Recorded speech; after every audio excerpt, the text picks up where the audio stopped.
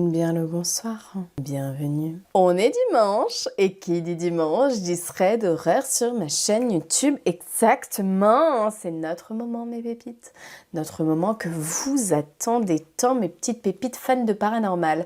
Est-ce que tout va bien pour vous? Est-ce que vous avez passé une bonne semaine? Est-ce que vous avez passé un bon week-end? Ça sent de plus en plus les vacances de la Toussaint, hein. Moi je les sens arriver, je ne sais pas vous, mais moi je les attends avec impatience. Comme d'habitude, mes petites pépites, je vous ai sélectionné 3 histoires que vous m'avez gentiment envoyées sur mon adresse mail qui s'affiche juste ici et que vous connaissez par cœur, bien évidemment, comme.témoignage@gmail.com. J'espère que vous êtes toutes prêtes, mes petites pépites. Je sais qu'il y a des hommes qui nous regardent, mais quand je dis prête, je la répète parce que je reçois encore des messages. Quand je dis prête, je parle des pépites. Et pépites, c'est féminin. D'accord, messieurs? On vous oublie pas, ne vous inquiétez pas. Allez, je vous propose qu'on passe tout de suite à la première histoire. Je le sens. Père Castor, raconte-nous une histoire. Coucou Cam, je m'appelle Yasmine et j'ai 23 ans. J'ai plusieurs expériences paranormales, je vais t'en raconter 2 qui m'ont vraiment marquée. Désolée si c'est un peu long. Ma première histoire s'est passée il y a quelques années quand mes parents ont acheté un appartement en Turquie avec mon oncle. Ma famille et moi allons juste pour les vacances d'été tous les ans, mais ma tante et mes cousines y habitaient. Cet appartement n'avait pas vraiment de couloir, à part un seul tout petit en forme de L qui menait à la salle de bain et à la chambre de ma tante. Tous les ans, quand on y allait, je ressentais une présence dans ce couloir, dans l'angle du L, en train de nous regarder, et je savais qu'elle savait que je la sentais. Au début, je la sentais juste, mais avec le temps, je pouvais la voir. Pas avec mes yeux, mais c'est comme si mon cerveau savait à quoi elle ressemblait et me montrait son image. Je sais que c'est un peu bizarre, mais c'est compliqué à expliquer. Je vous la décris. C'était une femme d'une 50aine d'années, un voile en tulle noir sur sa tête et tombant sur ses épaules, une robe noire type princesse, principalement en tulle également, un long nez droit et légèrement tombant, un regard et un sourire extrêmement malsains avec un air satisfait et toujours au même endroit dans ce fameux angle. Je n'en avais parlé à personne au début, mais quand j'ai commencé à en parler, je me suis rendu compte que je n'étais pas seule à la ressentir. Mon frère et mes cousines aussi. Ils m'ont dit qu'ils entendaient souvent des bruits bizarres quand ils étaient seuls, mais ils n'ont pas plus développé que ça. Ce n'est que plusieurs années après, quand j'en ai reparlé à ma cousine, que j'ai compris la gravité de la situation. Je lui avoue que je la voyais et que je savais à quoi elle ressemblait, que c'était une femme et je lui décris exactement ce que j'étais décrit plus haut. Elle me regarde bouche bée et elle m'avoue qu'elle aussi, elle l'a vue. Mais la concernant, c'était pendant une paralysie du sommeil. Elle s'était réveillée en pleine nuit, elle dormait avec sa mère et sa sœur, on avait 3 lits d'une personne collée, comme on était beaucoup à dormir dans cette pièce, et elle dormait toujours avec une veilleuse la nuit. D'un coup, la porte de la chambre d'en face d'elle s'ouvre et là, elle voit une femme, cette même femme. Elle me la décrit exactement comme je la voyais, avec une chaîne en fer qui traînait à son bout, un Coran. Elle essayait de crier, de réveiller sa mère, mais rien ne sortait de sa bouche. Une autre fois, elle me dit que lorsqu'elle était toute seule en train de cuisiner, quelqu'un lui avait touché l'épaule ou encore qu'elle avait entendu sa mère l'appeler dans sa chambre, celle qui se trouvait dans le couloir avec la même voix. Mais c'était impossible parce que sa mère n'était actuellement pas dans la maison. Elle était toute seule à ce moment-là. Ça fait 3 ans maintenant que l'on n'y habite plus. Mon père l'a revendu complètement à mon oncle et lui est parti habiter dans une autre ville avec sa famille. Cet appartement est loué à quelqu'un d'autre aujourd'hui. Pauvre personne qui doit aussi avoir des phénomènes du paranormaux. Pour ma deuxième histoire, je ne pourrais pas vraiment dire quand est-ce que ça a commencé, mais je dirais maximum 3 ans, puisque ça fait 3 ans que je suis mariée. Tu vas comprendre. Avec mon mari, on s'aimait à la folie avant de se marier. On avait un amour très pur et on se respectait énormément mutuellement. Malgré tous les problèmes avec ma famille qui ne voulait pas qu'on se marie, on a fini par le faire. Les problèmes ont commencé presque instantanément après le mariage. En 2 ans de relation, où l'on ne s'est presque jamais disputé, du jour au lendemain, c'était presque tous les jours. Et ça continue aujourd'hui. Avec le temps, ça s'est empiré. Les disputes continuent. Je commence même à ressentir les djinns chez moi. Dans certaines pièces, je ne les vois pas, j'aperçois juste une silhouette sombre et floue, comme des bonhommes en papier. Je sais qu'ils sont plusieurs. Dès que je rentre dans mon dressing, ils m'encerclent. Ils traînent dans mon couloir. Du dressing à la porte du salon. Je le sais, je les sens. J'ai une certaine sensibilité pour ça. J'entends des bruits également, que l'on toque à ma porte d'entrée, des bruits d'objets qui tombent et qui font un bruit d'enfer. Mais quand je vais voir, il n'y a rien. Rien n'est tombé et il n'y a personne à ma porte. Même mon comportement a changé. Je me sens souvent pas bien, presque dépressive à certains moments. Je ne suis jamais 100% à l'aise nulle part. J'arrêtais pas de dire à mon mari de nous emmener voir un imam, mais je ne sais pas pourquoi il arrêtait pas de repousser jusqu'au jour où nos disputes vont trop loin. On va chez ses parents, je leur dis que je veux divorcer, que je n'en peux plus, je suis épuisée mentalement et que leur fils a dépassé les bornes, que je ne veux pas que ma fille grandisse dans un foyer malheureux où ça crie de droite à gauche. Ils me prennent enfin au sérieux et on va voir un imam 4 jours après. On avait rendez-vous à 10h, mais cet imam avait tellement de personnes qu'on a attendu 1h30 devant sa porte. Quand l'imam a commencé à lire des sourates, mes larmes ont coulé d'un coup et mon corps, surtout ma main droite, s'est mise à trembler. Puis d'un coup, plus rien, plus de larmes, elles sont parties comme elles sont venues. La séance a été un peu longue, mais il a fini par nous dire que les djinns essayaient de rentrer dans nos têtes, de nous posséder et que l'on avait aussi beaucoup de mauvais œil sur nous. Il nous a donné de quoi nous protéger et on est reparti. Mais voilà, au moment où je t'écris, je sais que ce n'est pas complètement fini. Les toquements ont continué encore pendant 2-3 jours. Puis, il y a 2 jours, lorsqu'avec mon mari, on s'était allongé dans le salon pour regarder un film, j'avais fermé la porte du salon pour que ma fille ne se réveille pas à cause du bruit. Et après une demi-heure environ, quelque chose capte mon regard. Sous la porte, je vois une ombre bouger, qui s'arrête presque au moment où je la vois. Dans ma tête, pour ne pas faire peur à mon mari, je dis à l'ombre, si c'est vraiment vous, refaites-le, bougez. Et l'ombre se remet à bouger. Cam, je te jure que je ne te mens pas. J'ai d'ailleurs horreur du mensonge. Puis, énervée et fatiguée de ces présences, je m'énerve et je leur dis, ça suffit, je ne veux pas de vous chez moi, partez maintenant, j'en ai assez. Et les ombres se sont arrêtées quelques instants plus tard. Je sais qu'ils ne sont pas partis, mais leur présence se fait de moins en moins ressentir. Je sais que ça va prendre du temps avant d'être tranquille à 100%, depuis le temps qu'ils sont là. Je ne t'ai pas tout dit dans les détails, ça serait beaucoup trop long, mais voici les grandes lignes. Je vais te donner mon avis, ma pépite. Pour moi, clairement, c'est un sort qui vous a été jeté par un membre de votre famille qui ne souhaitait pas votre union. Clairement. En fait, pourquoi je te dis ça? Parce que tu me dis que les faits coïncident au même moment où vous vous êtes mariés. Et avant le mariage, tout allait très très bien. Donc pour moi, c'est clair. Les familles ne voulaient pas en plus, donc de ce que tu nous as dit, les familles ne voulaient pas que vous vous unissiez. Et vous vous êtes quand même unifiés, donc c'est le destin, c'est Dieu qui a décidé ça. Et ça a commencé à partir de là. Du coup, pour moi, tout est clair. C'est un membre de votre famille qui vous a jeté un sort, qui vous a fait de la sorcellerie. Soit vous avez mangé quelque chose, soit vous avez, je sais pas, mais il y a quelque chose comme ça. Pendant la ruqya, tu as réagi. Alors, on ne sait pas si ton mari a réagi ou pas, mais ce qui est bizarre, c'est que ton mari ne voulait pas aller voir un imam. Et ça, c'est un des signes de sorcellerie. Que tu n'as pas envie d'aller voir un imam. Vous êtes clairement, vous avez clairement quelque chose sur vous.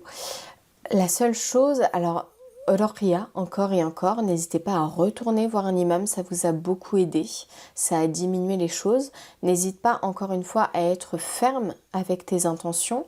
Sourate, tous les jours, matin jusqu'au soir, Ayat al-Kursi, tu la récites matin, tu la récites le soir. Tes enfants, tu les protèges également. Purifie ta maison, essaye de regarder à droite, à gauche, fais un ménage de printemps sous les canapés, partout, essaye de voir partout s'il n'y a pas quelque chose de caché chez toi, parce qu'on en a entendu des vertes et des pas mûres. Et j'espère que tout va rentrer dans l'ordre, mais oui, pour moi c'est clairement un sort qu'on t'a lancé, c'est de la sorcellerie. En fait, quelqu'un était contre, même plusieurs personnes peut-être, étaient contre votre union. Donc ils ont tout fait pour que vous divorciez. Et Dieu merci, vous n'avez pas succombé et vous êtes parti voir un imam avant. Mes pépites, j'attends vos retours dans les commentaires. Moi, pour moi, c'est ça, mais peut-être que vous avez une autre perception des choses. Sur ce, je vous propose qu'on passe tout de suite à la deuxième histoire. Ma voisine Simone. Père Castor, raconte-nous une histoire. Bonjour Cam et bonjour aux pépites. J'avais 17 ans quand ma mère m'a raconté une histoire qui m'a glacé le sang. Une histoire qui commence quand j'étais enfant, vers 8 ou 9 ans. À l'époque, je vivais dans un quartier où tout le monde se connaissait. J'habitais un grand immeuble de 8 étages, un de ces lieux où les voisins entrent et sortent les uns chez les autres, où les relations semblent presque familiales. Parmi ces voisins, il y avait Simone. Ma grand-mère la connaissait depuis bien avant ma naissance et disait qu'elle était vraiment gentille et serviable. Quand je suis née, ma mère et ma grand-mère travaillaient beaucoup, alors souvent c'est Simone qui me gardait. Mais un détail étrange a commencé à troubler ma mère. J'étais un bébé avec énormément de cheveux et ma brosse était toujours pleine de cheveux. Pourtant, chaque fois qu'elle venait me récupérer chez Simone, la brosse était vide, pas un cheveu, comme si on les avait soigneusement retirés. Peu de temps après, des phénomènes étranges ont commencé à se produire à la maison. Des affaires disparaissaient, d'autres changeaient de place sans que personne n'y touche. Ma mère, inquiète, a fait appel à une personne chargée de bénir notre foyer. Après avoir prié et observé la maison, cette personne a déclaré que j'étais victime d'une malédiction. Ma mère est restée sous le choc, elle cherchait à comprendre qui pouvait nous vouloir du mal. Mais quand elle en a parlé à Simone, cette dernière a changé du tout au tout. Son regard, d'ordinaire doux, est devenu froid, glacial, presque inhumain. Un jour, alors qu'elle prenait un café chez Simone, ma mère est allée se laver les mains dans la salle de bain. C'est là qu'elle a découvert un petit sachet avec mon prénom écrit dessus. Stupéfaite, elle l'a pris dans ses mains, mais avant qu'elle ait pu dire un mot, Simone est arrivée, le visage fermé, et elle lui a arraché violemment le sachet des mains en lançant « Qui t'a permis de toucher à mes affaires? Ça ne te regarde pas !» Tremblante, ma mère en a parlé à ma grand-mère. Celle-ci n'a pas hésité. Il fallait que je sois bénie au plus vite. Quand cela a été fait, on a découvert que de la sorcellerie avait bel et bien été lancée contre moi. Alors ma mère et ma grand-mère sont retournées chez Simone et là, elles ont trouvé dans un tiroir une multitude de petits sachets. Chacun contenait des mèches de cheveux et sur chacun d'eux, un nom était écrit. Celui de ma mère, celui de ma grand-mère, celui de mes sœurs et bien d'autres encore. Sous le choc, ma grand-mère a exigé des explications. Simone a fini par avouer. Elle avait toujours envié notre famille. Elle, qui n'avait jamais eu de mari ni d'enfant, nourrissait une jalousie amère qui s'était transformée en une haine et en pratiques occultes. Quand ma mère m'a raconté cette histoire, j'ai senti un frisson me parcourir tout le corps. J'avais du mal à croire que la femme que tout le monde voyait comme la gentille Simone avait dans l'ombre manipulé les vies de ceux qui l'entouraient. Merci infiniment, ma pépite, pour ton histoire. Ouais, méfiez-vous des gens en fait qui vous apportent beaucoup de, qui vous rend énormément service sans jamais rien demander en retour et surtout beaucoup trop serviable. Méfiez-vous de ces gens-là. Il y a quelque chose derrière. Après, attention, hein, il y a beaucoup de gens qui sont très serviables, etc. Des personnes, des vrais gentils. Moi, je suis une vraie gentille, par exemple. Souvent, quand je fais quelque chose, je ne demande rien en retour.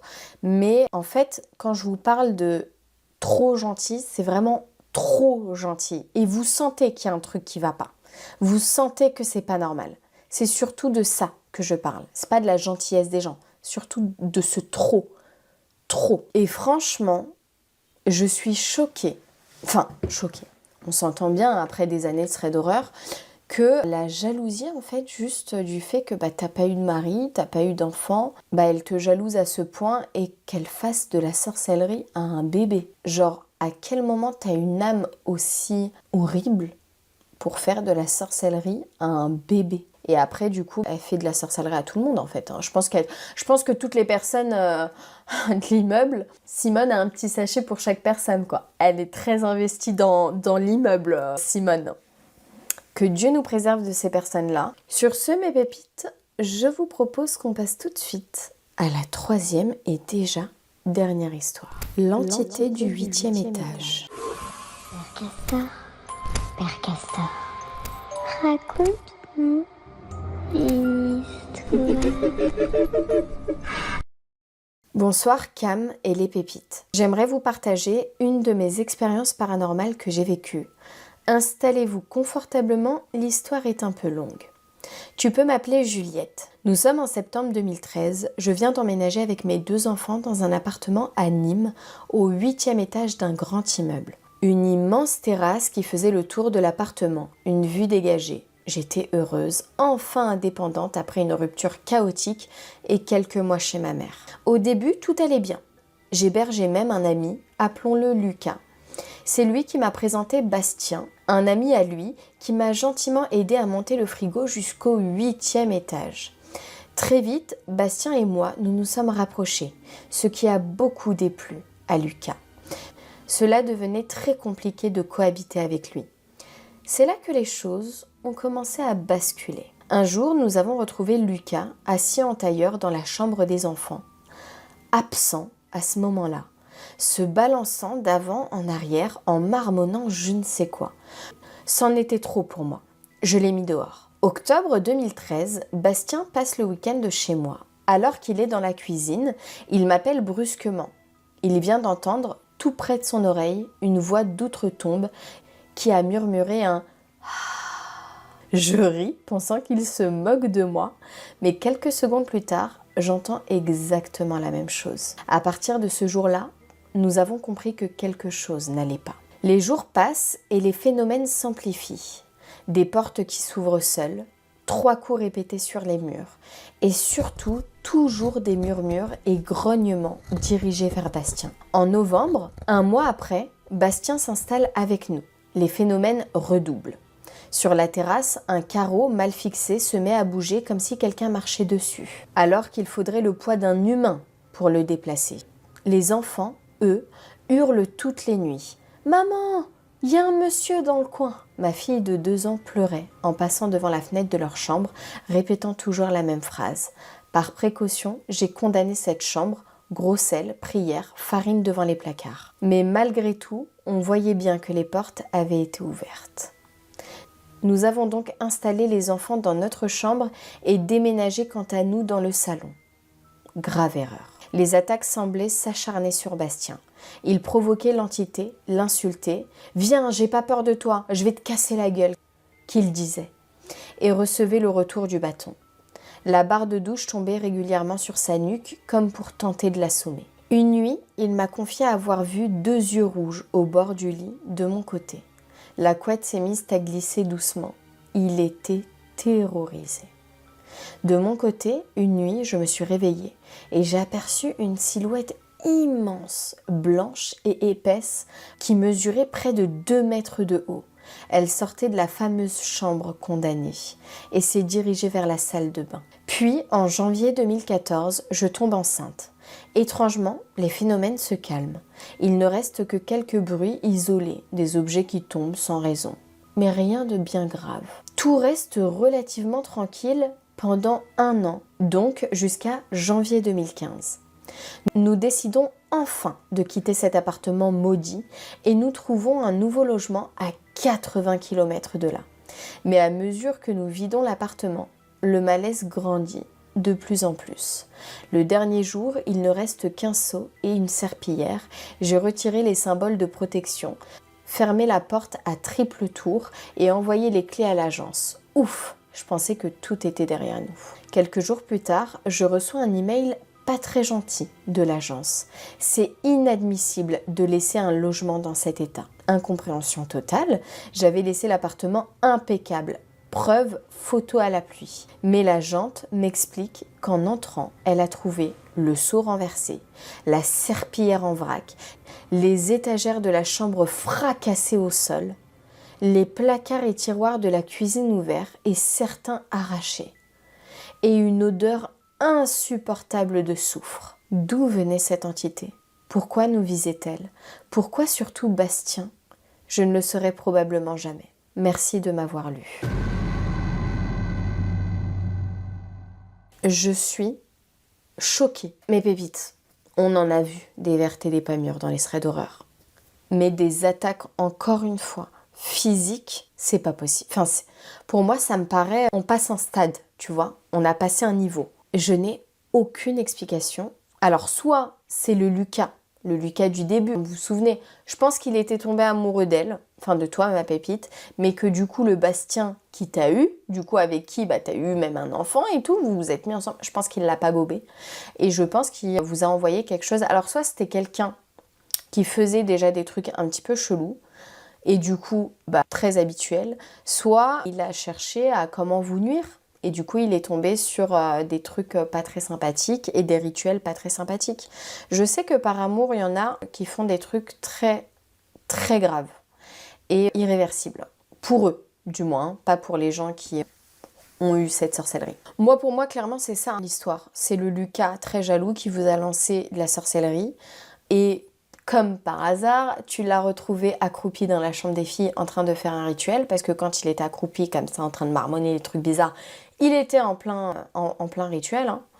Et le fait que tu le casses et que du coup il y ait plein de phénomènes dans la chambre des petites, c'est pas rien.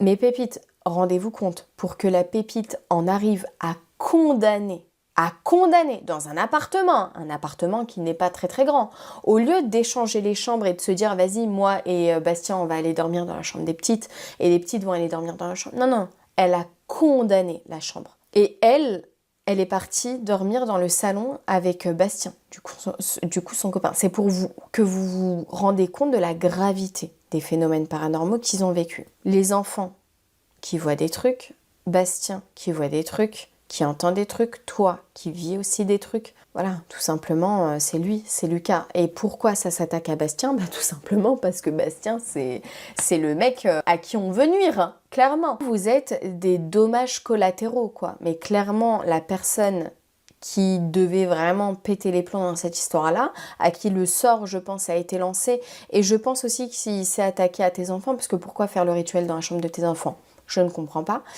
Mais je pense que le rituel n'avait pas été contre toi parce que je pense qu'il voulait te récupérer. Je pense que son but était que tu quittes Bastien en te disant lui il m'apporte trop de problèmes dans ma vie et que tu retournes avec lui. C'est pour ça qu'il voulait que rien ne t'arrive et par amour il voulait que rien ne t'arrive. Peut-être c'est pour ça aussi que quand tu étais enceinte, les phénomènes se sont arrêtés.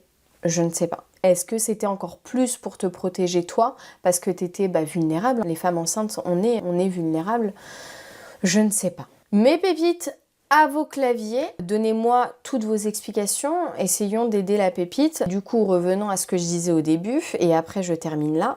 Soit le Lucas est entré dans l'appartement et a tout défoncé pour que vous ayez des problèmes à l'agence, mais ça, il aurait fallu qu'il fasse un double des clés, ce qui est possible, et ce qui expliquerait quand même tout ça.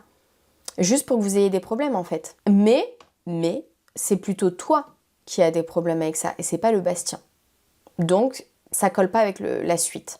Par contre, si c'est paranormal, c'est puissant hein, ce qui vous a envoyé le Lucas. Hein. Ah non, mais si le truc a renversé tous les placards, a renversé tous les tiroirs, a renversé... On en a vu, hein. Arraché aussi les placards. Non mais... On en a vu dans les threads d'horreur, et même si vous regardez Paranormal Activity, voilà, il y a les trucs qui se renversent. Dans les threads d'horreur, on a entendu comme quoi dans la cuisine, toutes les casseroles tombent, ça nous est arrivé dans les threads d'horreur. Mais là, quand même, s'attaquer à tout un appartement, ah ouais, faut y aller, quoi. Mes pépites, j'attends vos retours dans les commentaires, j'ai hâte de connaître, de savoir surtout vous, comment vous voyez la chose.